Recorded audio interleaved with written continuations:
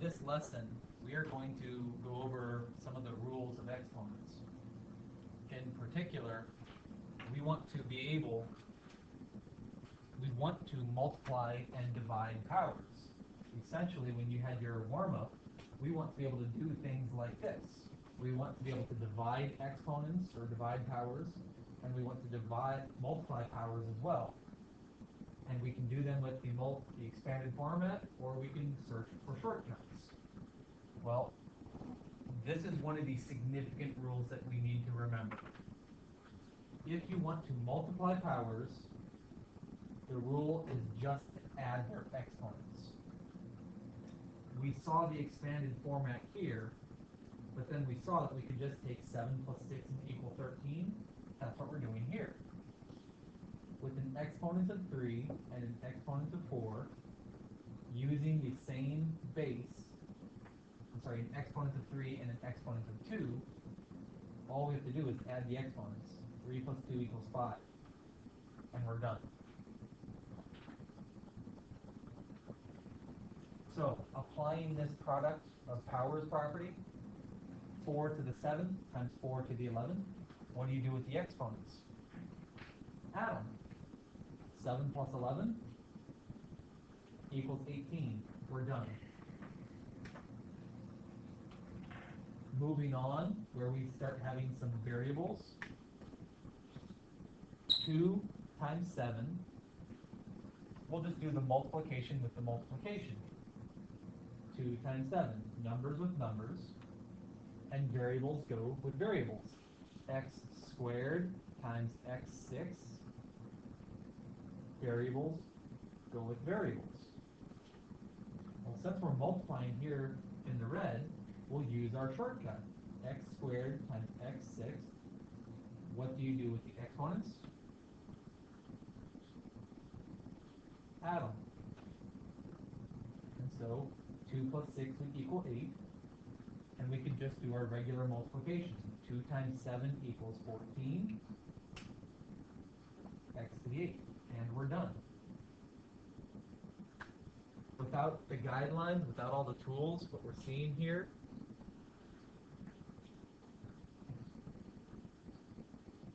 we can do this with a lot less writing simply by recognizing here. Numbers get multiplied with numbers.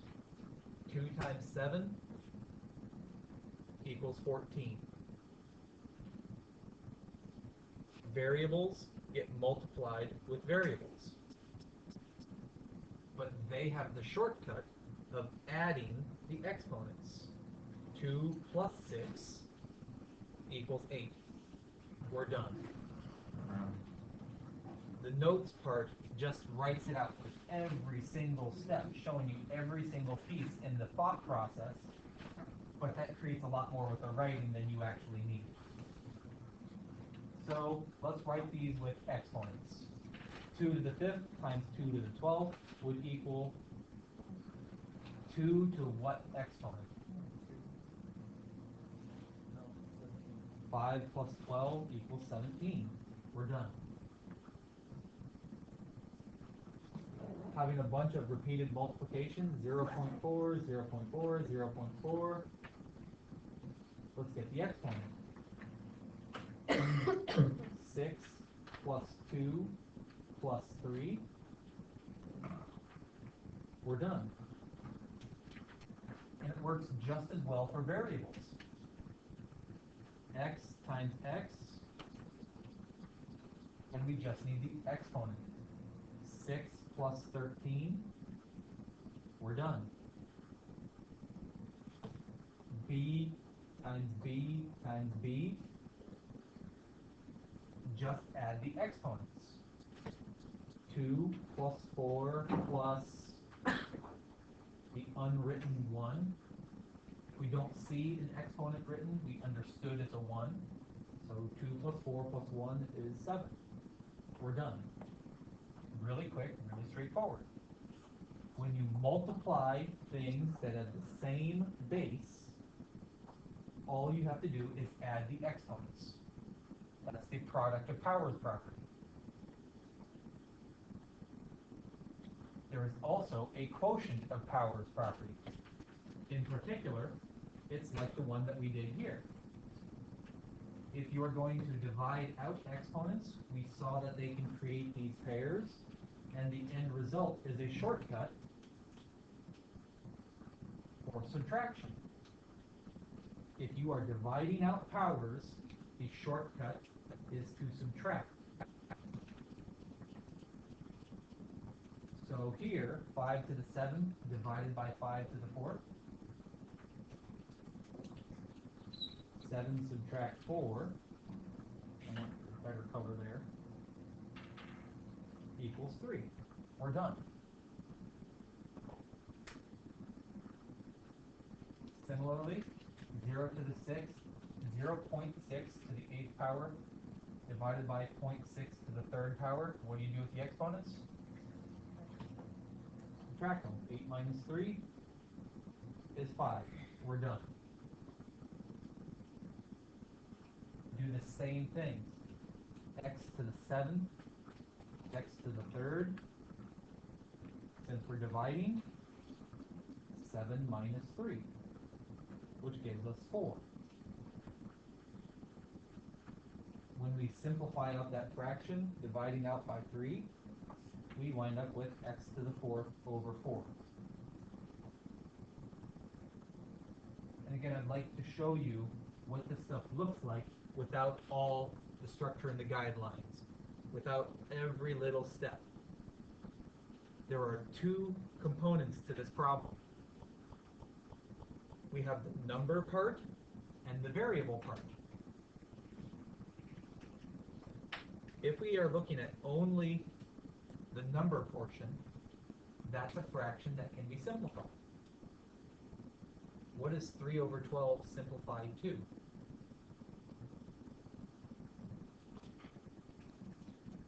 If we divide those out by 3, we wind up with 1/4.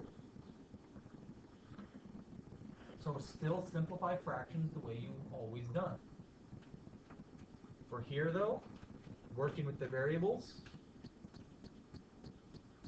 we know our shortcut is to subtract the exponents. 7 minus 3 is 4.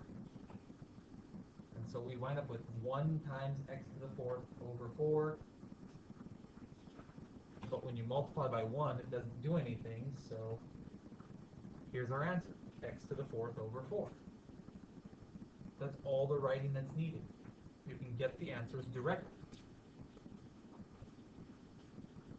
So what about these? 5 to the 9th over 5 squared.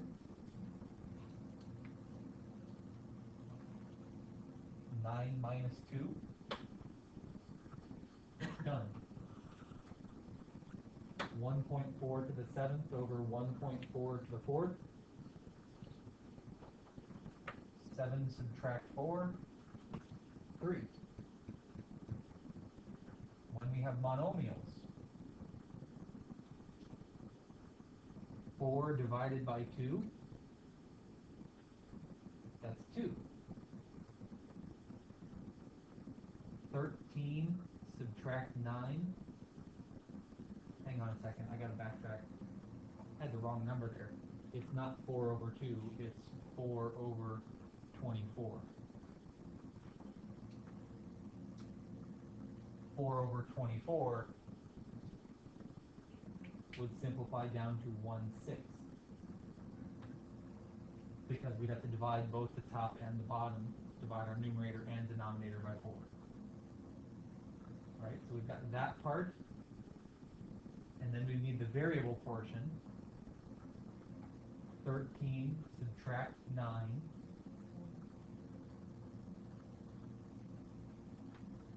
So we've got the number portion, we've got the variable portion, and those two things can be written together, x to the 4th over 6. And we're finished. Take the same process for number 8. The number portion, 14 over 6. What does 14 over 6 simplify down to? Well, what can you divide by? divide by 2, divide by 2. That would give us 7 over 3 for the number part. And that doesn't simplify any further. We could write it as a mixed number, 2 1/3, but it's actually easier for us when we recombine things if we leave it as a mixed number. I'll show you why when we finish the problem and just see how it looks better. Coming to the variable part, x to the 16th divided by x to the 11th. 16 subtract 11 is 5. And so if we put those two together, we've got 7x to the 5th over 3. And we're done. A chance you said 2 1/3. We could write 7/3 as 2 1/3, which is absolutely correct. And if we wanted to take that approach, we'd have had 2 1/3 times x to the 5th, which would have given us 2 1/3 x to the 5th.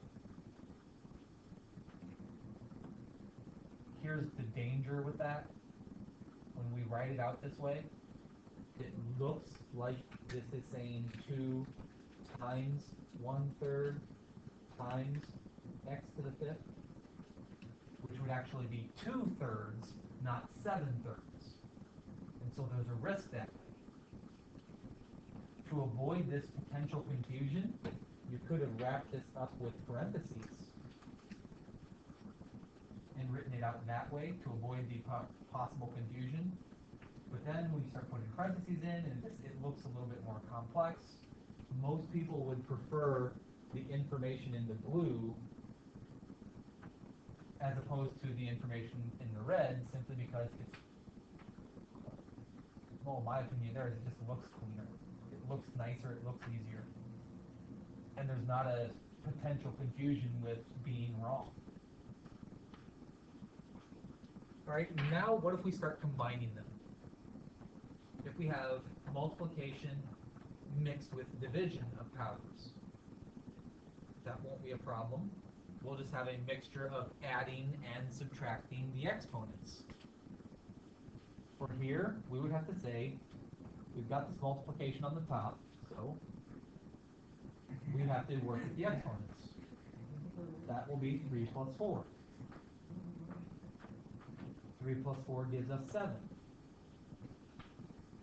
From here, we've got m to the 7th over m squared. That's when we subtract. 7 subtract 2 would give us 5. Lastly, we would have to simplify our fraction, 4 over 12. So if we divide it out by 4, that would give us 1 over 6. I'm sorry, 1 over 3. So m to the 5th over 3. And we're done. Once again, all of this stuff here is providing each and every single little step. We have the ability to put these things together and combine steps.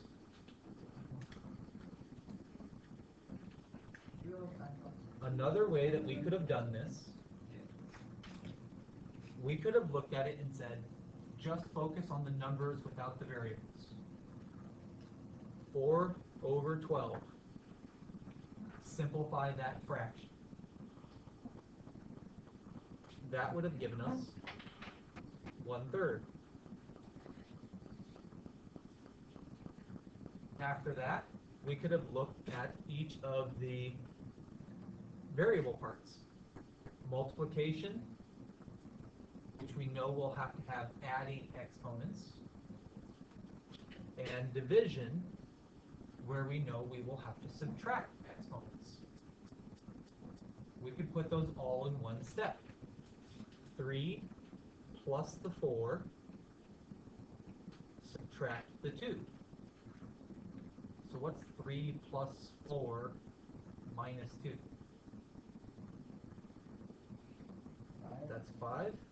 So our exponent is 5. That's our answer. 1/3 times m to the 5th. But because we like the structure better, we could simply write this as m to the 5th over 3, and it looks a little bit simpler. Same answer, just written in a slightly different way.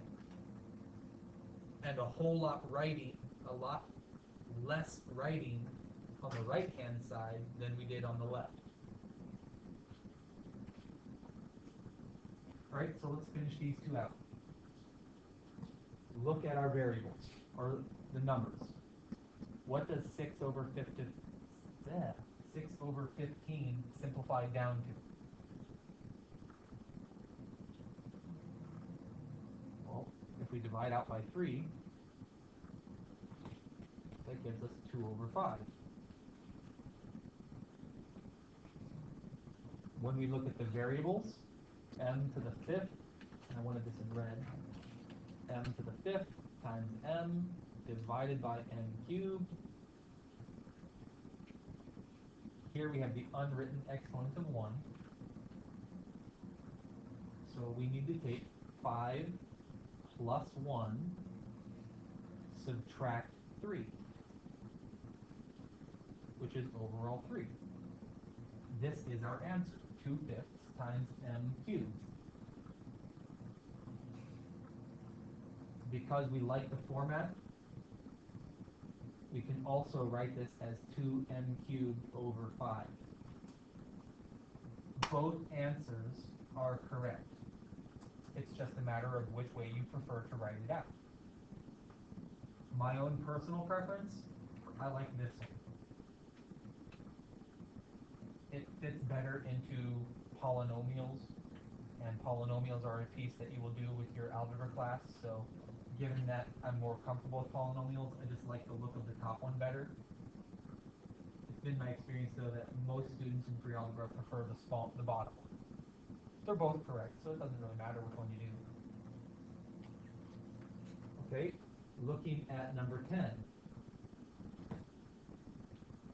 10 over 5. 10 divided by 5 equals 2. Taking the variable portion, n squared times n to the 6th divided by n cubed. That would give us 2 plus 6, which is 8, minus 3, which equals 5. And right there, we're already done. We don't need to rewrite it. 2m to the 5th. And that's actually it for this video. All we needed to do, all our objective was, learn how to use the product of powers property, just add the exponents, and the quotient of powers property, just subtract the exponents. It's about knowing when to add and subtract exponents when you multiply powers with the same base.